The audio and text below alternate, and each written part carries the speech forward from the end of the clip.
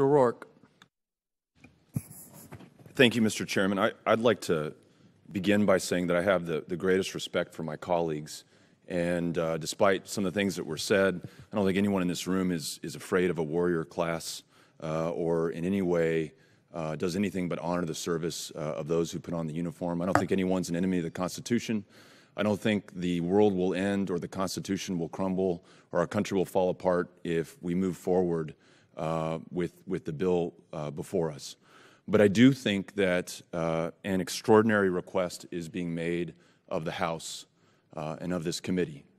And the most basic, ordinary courtesy is not being provided to this committee to answer our concerns or to hear the testimony of General Mattis directly. And I think that's important.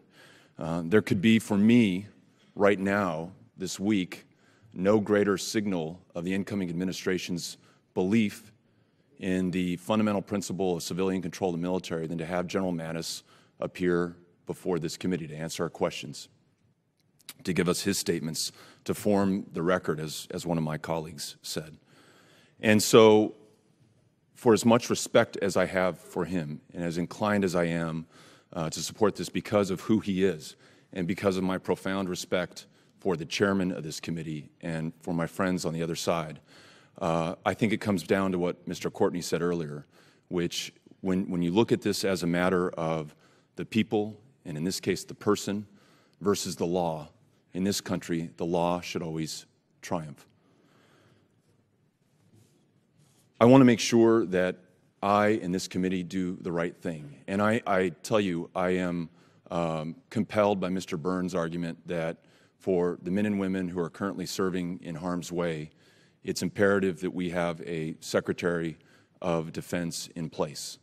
And I'm also sympathetic to the argument made by Mr. Conaway that we want to do this as a unified body to the degree that we can. It should not be a decision made along partisan lines.